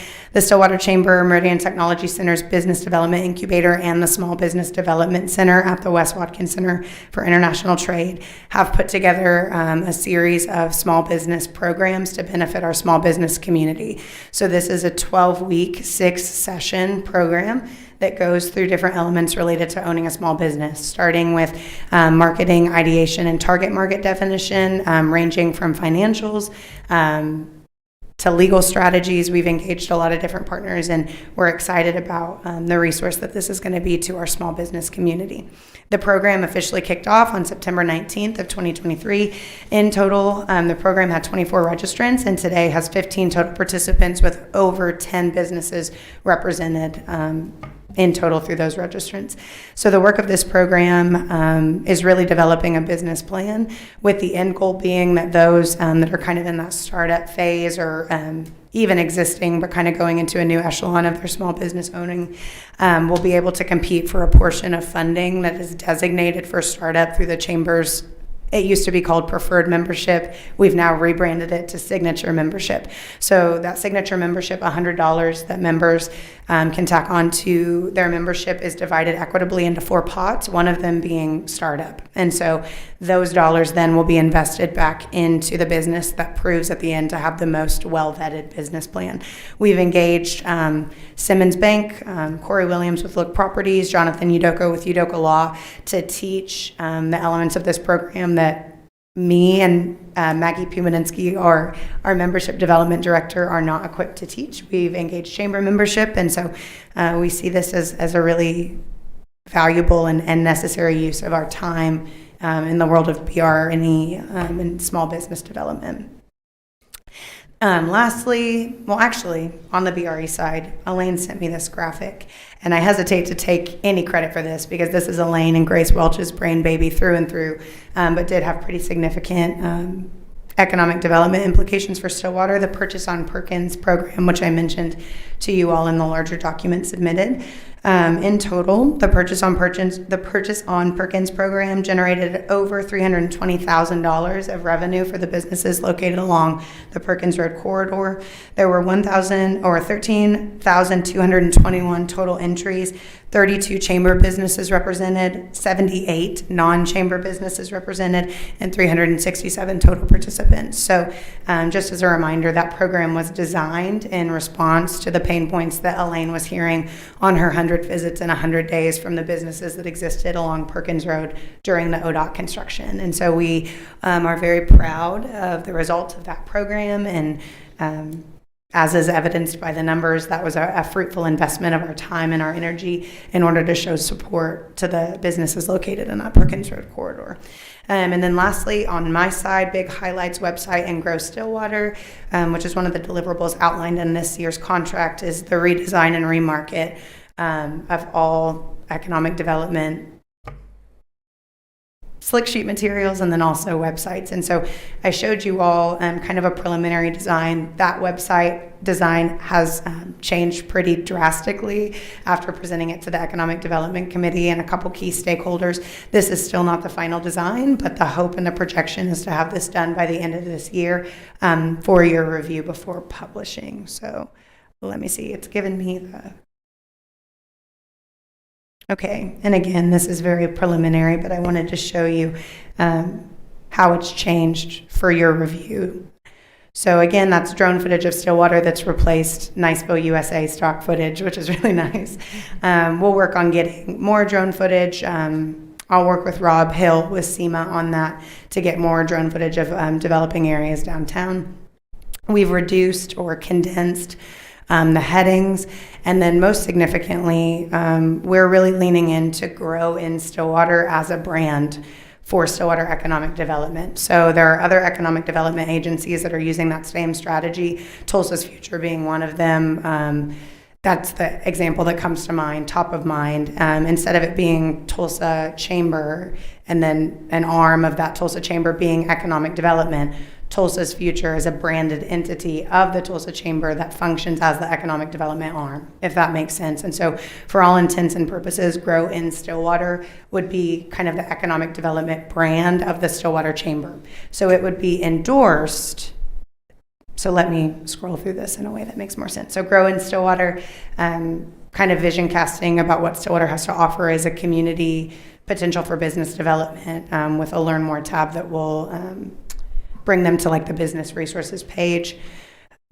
Featured news, so press releases, things that have to do with economic development, infrastructure development, things that show that Stillwater is growing and progressive. A highlight of the largest employers with pull quotes about what their experience as a business owner has been like in Stillwater, business owner or operator. More prompts to contact us. Statistics about the city, replacing what was our social media, because that just didn't seem super relevant on an economic development site to have the chamber's social media. That was feedback from the Economic Development Committee. A short page that will lead to the available properties widget, incentives that are available at the discretion of City Council, not promised by me, but at the discretion of City Council, listed for people that are looking into that. More of a highlight about our community in total. And then this will be redesigned, but a map that shows our central location in the nation. But we really want to lean into marketing Stillwater as a central hub for Northwest Oklahoma. So not just looking at Stillwater as central to the nation, but really as a convergence point between two major metropolitan areas with lower cost of operation, but the same access to trained and educated workforce. So we really want to lean into that regional branding for Stillwater, and part of that conviction is us being a part of a regional partnership with Oklahoma City, and then powered by the Stillwater Chamber of Commerce. So rather than it being the Stillwater Chamber of Commerce's economic development website, it will be its own existing brand, with fusions between the current brand, the transitional brand identity guide of the City of Stillwater, and then the existing brand identity guide of the Stillwater Chamber. Questions? These. I think the tweaks to the website are really good. I really like kind of the direction that you're going there. Thank you. Kind of building that brand for economic development. I've seen that be very effective across the country in communities that I've worked with as well. So I think that's really cool. I like what you're doing there. And of course, we always appreciate the work that you all do in representing us in this aspect of community development and growth. And I'm excited always to hear your updates and things that are happening. Yeah. I'm happy to see you guys getting out and participating in some of those events and getting to know some of those folks. I mean, I'm really excited to see that report on the west side of the airport. There's a lot of opportunity out there. I'm glad to hear we're seeing some interest in Armstrong. Yeah.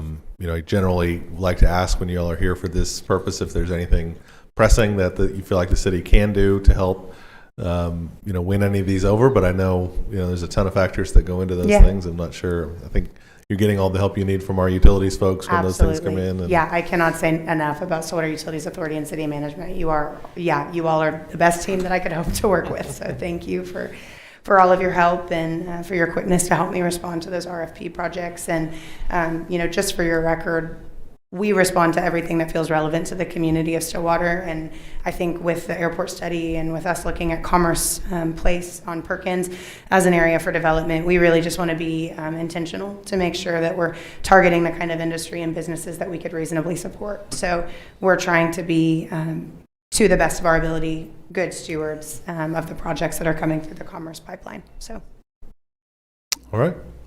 Thank you, Megan. thank you. Appreciate it. Thanks for being here. Absolutely.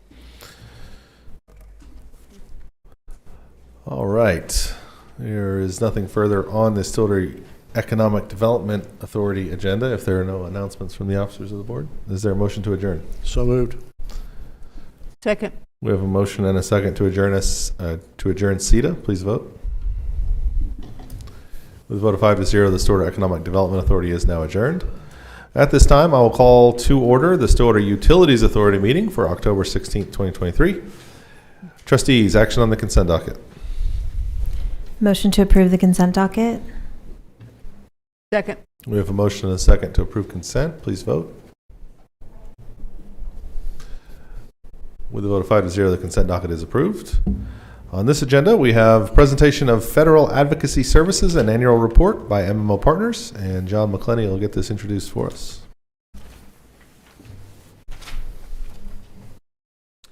Good evening, John McClenny, Procurement Manager. In October of 2022, the Council entered into an agreement with MMO Partners to provide federal advocacy services, primarily related to water infrastructure. And one of the deliverables on that contract is for them to provide you with an annual report. And Kyriakos Pagonis and Chuck Thomas with MMO Partners are here tonight to provide that report. Get this pulled up for you. It'll pop up there in a second.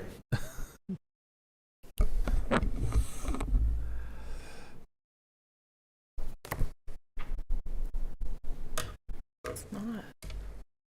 Go ahead. I guess it's Mr. Chairman, Mayor, council members, trustees. Thank you for the opportunity to be here before you tonight. My name is Kyriakos Pagonis. I'm Vice President at MMO Partners. I want to first, again, thank you for the opportunity to be here, but most importantly, thank you for giving us the opportunity to represent the city in Washington, D.C. I want to commend you all for having the vision and thoughtfulness of looking proactively at federal funding. We heard earlier tonight some of your infrastructure needs and have certainly been working with staff over the past year to try to align those needs with federal funding sources. So I just wanted to say a lot of commendation to you for really thinking ahead and proactively at looking at ways to leverage taxpayer money, ratepayer money to secure federal funding. So what I want to do tonight is give you a little bit of background about our firm and then go into some of the work that we've been doing on behalf of the city over the past year, and then talk about some of the work we'll be doing to finish out this year and then calendar year 2024. With me tonight is Chuck Thomas. Chuck is a senior technical advisor at MMO Partners, and he'll be walking through some of this presentation with me this evening. But a little bit of background about MMO Partners. We've been representing primarily local governments in Washington, D.C. for over 40 years. So if you're wondering, I've been with the firm for about 20 years. I started when I was about 10. But in all seriousness, our clients are local governments, cities, counties, water authorities, special purpose districts, ports. I'm happy to say and proud to say that our average client retention rate is about 25 years. Our initial 3 clients who started with the firm in the early 80s are still clients today. And I think part of the reason, I know part of the reason for the success is our experience, but more importantly, I think it's our approach. We look at this work from a nonpartisan perspective, working with each of our clients to really develop and frame a federal program that aligns with their community's interests and the opportunities in Washington, and really approach this from a very technical and nonpartisan way. Obviously, we work in a political climate, so I'm not sort of naive to think that there is no politics involved, but from our standpoint, we work with members on both sides of the aisle to really deliver results on behalf of our clients. Closer. Sorry about that. So again, we look at ROI is sort of the way we look at our approach and making sure that the money you all invest, your taxpayers and ratepayers invest, is a return on investment for you all. And I'll ask Chuck to come up and do the program highlights for 2023. Thank you, Mr. Chairman, trustees, thanks for the opportunity to present. As Kyriakos mentioned, my name is Chuck Thomas. I'm a senior technical advisor with MMO. Prior to joining MMO, I worked for about 30 years at varying levels of public agencies, from state to local to municipality, generally with an engineering technical frame. I've worked with drinking water systems, wastewater systems, flood control, and kind of everything in between in that general realm. I am a registered professional engineer for about 27 years now, continuing to keep my registration up. So I'm helping provide some technical kind of insight into a lot of the projects as we move forward on this. Just to give an update on what we've done to date with Stillwater. So the first thing was hosting a federal workshop to identify project needs and scopes. Obviously, when we're coming in, we want to find out exactly what it is that you have going in and what your needs are, so that we can help frame which federal funding sources are a best fit for those projects. And that's not only from a technical perspective with regards to the federal funding source itself, but also the financial aspects of those programs and the match requirements, et cetera. So we try to match all of that up. We did produce a federal funding report, which identified roughly 8 opportunities broken up between several agencies, including FEMA, Federal Emergency Management Agency, Federal Highway Association, Environmental Protection Agency, the U.S. Army Corps of Engineers, and U.S. Department of Ag with the NRCS program.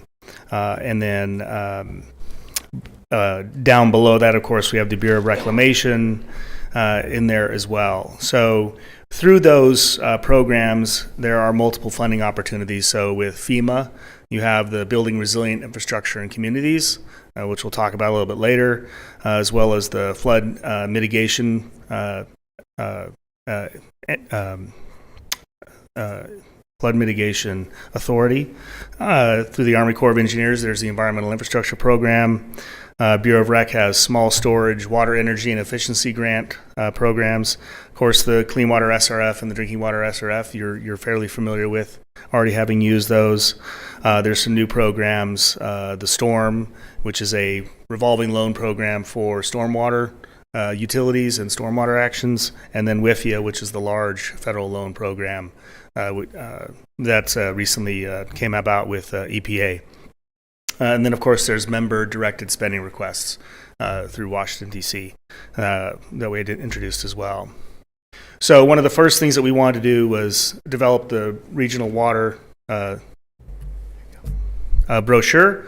So in our experience, when you're dealing with the congressional delegations or other entities, when you're introducing yourself to new federal agencies, it's important to be able to give them an ability to see a lot of information very quickly in a quick visual, so they have an understanding of exactly what it is that's going on. And we found that brochure concept to be very successful with other clients. And so we worked very closely with your staff to get that developed and put together for use as well. And I'd like to just kind of commend the staff for work on that and the rest of the program as well. They've been very responsive and have gotten us tons of information very quickly. So just want to drop some kudos for your staff on that perspective. Once we got those elements in place, then we started scheduling federal agencies and congressional meetings, both in person and virtual, depending on which was most accommodating. We did set up meetings with EPA, U.S. Department of Ag, Bureau of Reclamation, FEMA, Corps of Engineers, and of course members and staff with Senator Mullen, Senator Langford, and Congressman Lucas. So we're able to establish a presence with all those entities and with the members of Congress there. As part of funding opportunities, we did work with city staff to develop a technical assistance application for BRIC. So as a new program under the FEMA BRIC funding opportunity is a directed technical assistance program where FEMA will come in and provide up to 3 years of assistance, basically guiding a community through an application process for funding through the BRIC program. So it's a fairly competitive process, and it's exciting that Stillwater was one of 46 communities that was selected, the only local government in Oklahoma that was selected for this program. And so we've been moving forward with that. I think we've had 3 meetings now under that program. And of course, today was a great brainstorming session identifying all the needs and moving that forward. So that's very exciting from that perspective. We did submit, working with staff, a FY24 congressionally directed spending request. $1 million has been included in the House FY24 Interior Bill by Representative Lucas. And as that moves forward, obviously that hasn't been approved yet. We're still moving through that process. So those things do kind of work their way through. And most recently, within the past 2 weeks, there was a $30 million funding request submitted to Senator Mullins' office through the WRDA authorization request. And I'm trying to keep the acronyms to a minimum here, but it's the Water Resource Development Act, and that's the primary capital funding tool with the U.S. Army Corps of Engineers. The great thing about that funding, particularly the environmental infrastructure program, is that the funding has a very broad application, so it can go towards drinking water components, which is the primary focus here, but you can also look at wastewater as well as water resource and flood control, all under the same umbrella with the program. So it's a very flexible, kind of powerful program to work with from that perspective. So that's kind of where we are to date. And I think I will turn it back over to Kyriakis to discuss kind of what the next steps are moving forward for the upcoming year. Thanks, Chuck. So that was a brief highlight overview of what we've been working on. Some of those successes, especially the BRIC TA selection, the $1 million congressionally directed spending, and then being able to submit the WRDA authorization. Were really a team effort. So these are not MMO successes. This is the City of Stillwater's program, and it would not have happened without the direct involvement of the mayor and council's direction. The mayor took time and came to DC to advocate personally on these issues and projects. Your staff, and I'll say, we've work with cities large and small, and in some places there is no base of support, and we were fortunate to come here, and you all have a great staff already in place, and really helped us hit the ground running. So I can't say, and Chuck said it earlier, how fortunate we are to have that partnership, and obviously your congressional delegation, for supporting these efforts. So going forward in 2023, we still have a few months left, but Chuck did mention the appropriations process. So as you all, I'm sure, are following the news, we're in a continuing resolution until mid-November. Hopefully Congress will be able to come to an agreement by then. My guess is not. And so I expect that we'll be here in December, hopefully, with a final product before Christmas. Fingers crossed, and hopefully that happens. So we won't know the outcome of your earmark until that process is wrapped up, but hopefully, again, before the end of the year. We'll continue to work with the city and FEMA on this BRIC technical assistance process. We had a meeting today. We're scheduled to meet every 2 weeks, and your staff, we've been part of these conversations and will continue to be.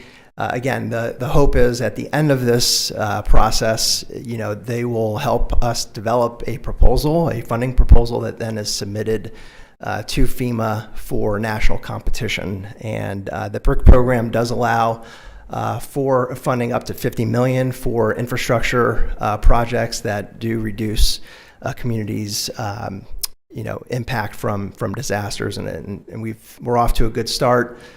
We did have Senator Mullins' staff, his state director, visit the site today. So we continue to move forward, and I think it's really important that you all continue to be involved. Obviously, the staff and us can talk to folks, but we don't sit up there. You do. And I think having elected officials and federal decision makers hear directly from you all is critical to this process. And so I appreciate the time that you all have put forth so far, and hopefully we can continue to have those in-person conversations. Finalizing the FY24 I just mentioned, hopefully by the end of the year. We will then quickly move into FY25 and then work with your staff to develop a list of potential requests for the delegation to consider for FY25. That process is usually in the first quarter of 2024, with submissions probably due by the end of March or mid-April. Again, we've worked with your staff to develop the paperwork and support letters, et cetera, for that process to be complete.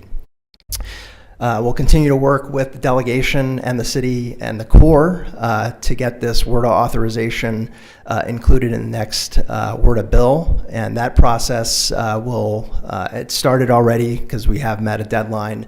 The House will also follow suit, and probably in the first quarter of 2024 will ask for the same type of request. We'll probably get a bill hopefully introduced in that first quarter, and then hopefully by the end of the year they pass something.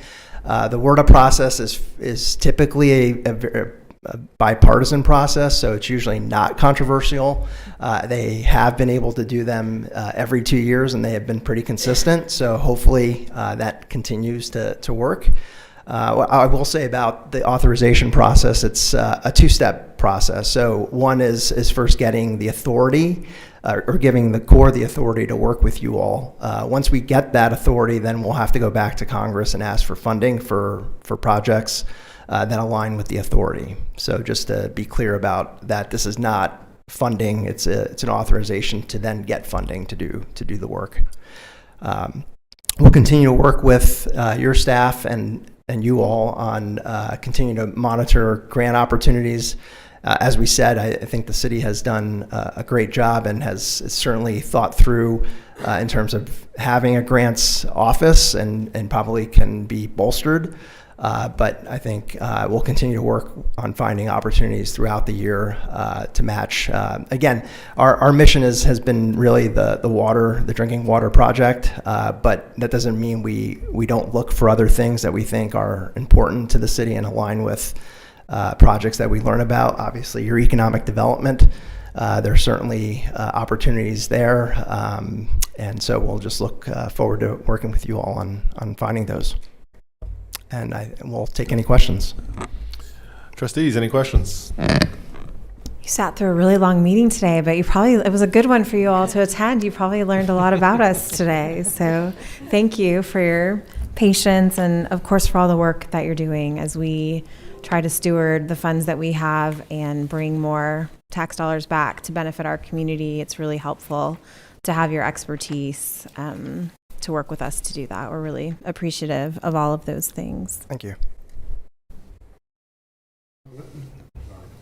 I'll just comment that the work that you're doing is sort of what I alluded to a while ago, right? As we get more and more grants in here to fund some of these projects, we won't have to implement as much of the rate increase, perhaps, right. Or maybe we'll leave it in place so we can accelerate things, but eventually that's going to start falling off on the backside. Mm-hmm. So this is critically important, and thank you for being here today. Thank you. Yeah, I mean, I'll just add, I probably worked with you guys directly the most, and I've been very appreciative of the direction, right? I mean, I think with a lot of this stuff, we know about grants, we find these things or we see these things. Our staff does a fantastic job with pulling that stuff forward, but being able to go and have these conversations with our congressional delegation in a much more directed way.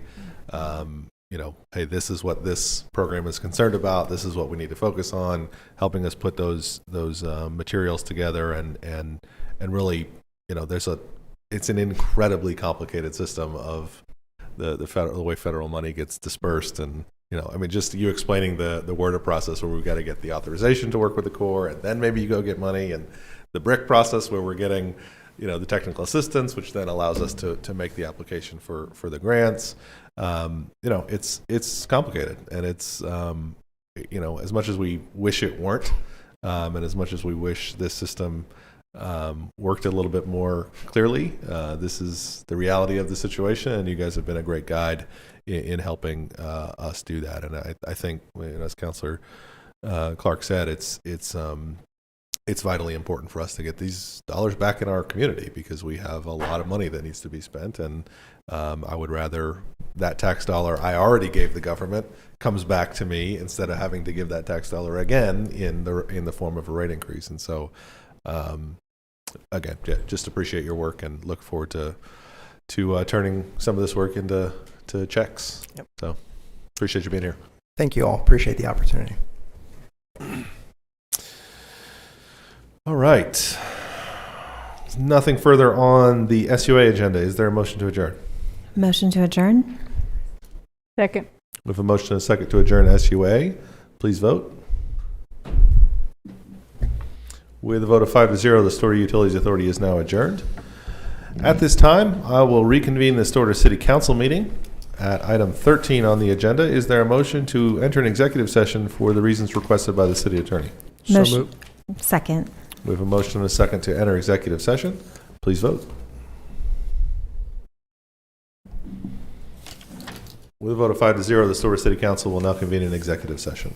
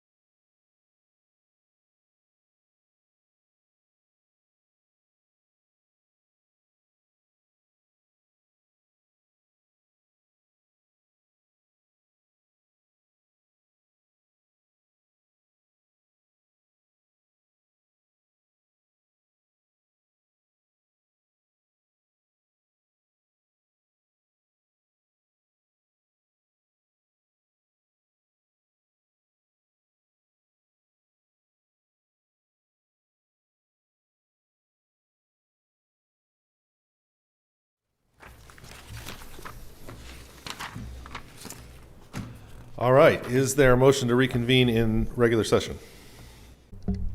Motion to reconvene? Second. We have a motion and a second to reconvene in regular session. Please vote. With a vote of 5-0, the Stillwater City Council is now back in session. City Attorney, was there any recommended action? No recommended action. With no recommended action, is there a motion to adjourn? So moved. We have a motion and a second to adjourn the City Council. Please vote. With a vote of 5-0, the Stillwater City Council is now adjourned, and that concludes our meetings for the evening.